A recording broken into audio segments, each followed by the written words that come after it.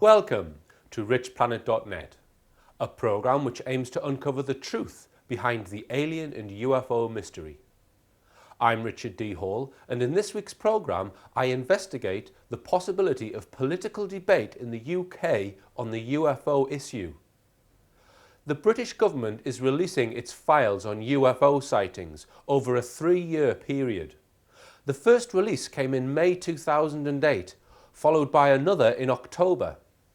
The files contain a total of 10,000 UFO sightings reported to the MOD since 1950.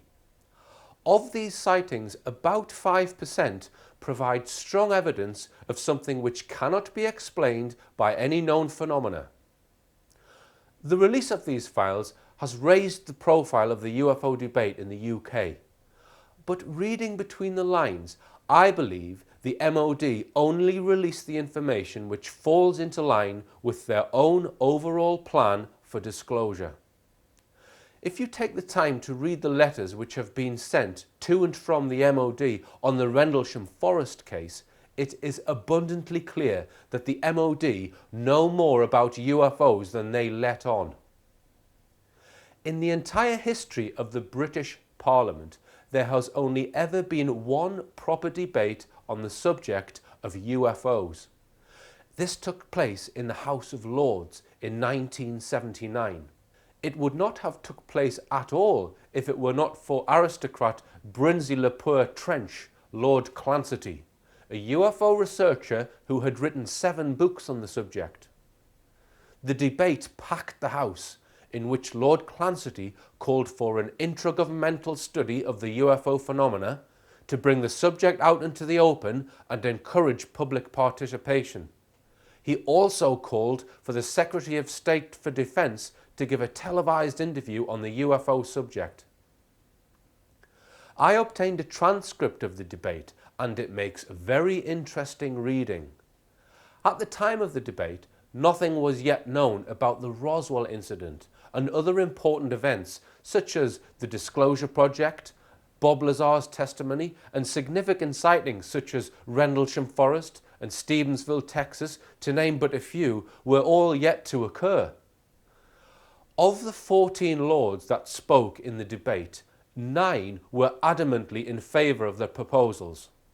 1 was not in favour of the proposal, but still believed that UFOs could exist. Some of the 9 claimed that they believed there was a cover-up by the British government. Only 3 were against the proposals, and one of these was the government spokesman. Lord Clancy opened the debate by eloquently describing a range of unexplained UFO incidents which have occurred over the years. He concluded, "Is it not time that Her Majesty's government informed our people of what they know about UFOs? The UFOs have been coming in increasing numbers for 30 years since the war, and I think it is time that our people were told the truth." He went on to say, "Whatever the truth is, I am sure that an informed public is a prepared one." Lord Trefgarnes then spoke for the government. "My lords, I am bound to say that I face making this speech with some trepidation.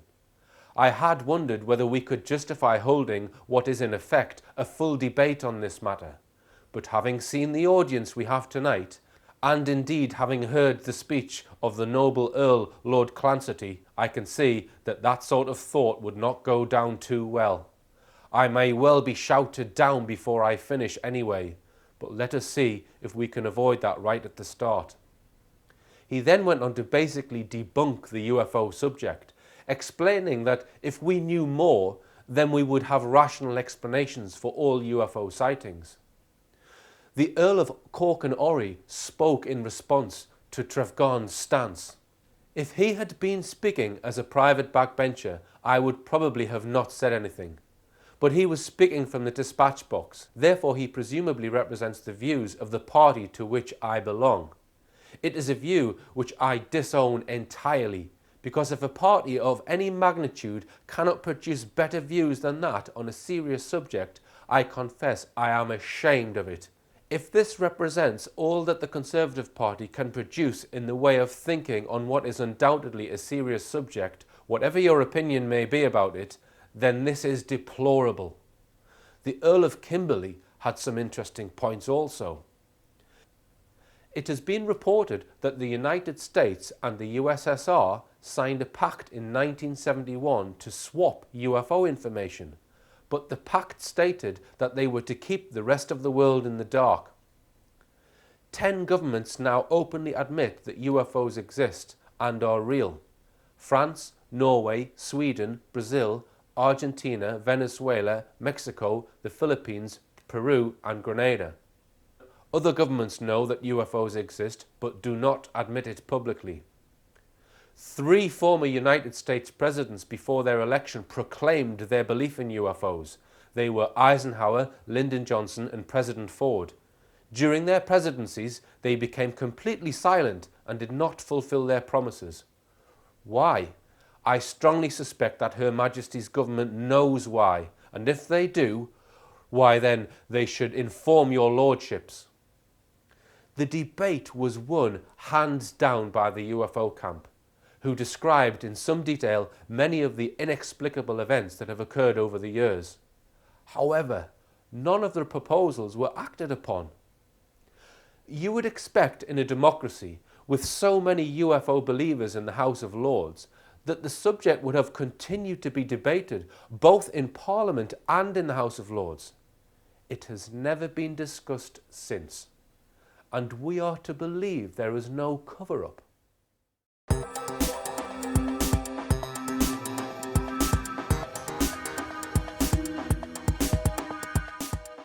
In July 2008, Dr. Edgar Mitchell, respected scientist and astronaut, spoke on a British radio station. In the interview, he made some very interesting claims. Here are a few of the extracts of what he said. I happen to be privileged to be in on the fact that we have been visited on this planet.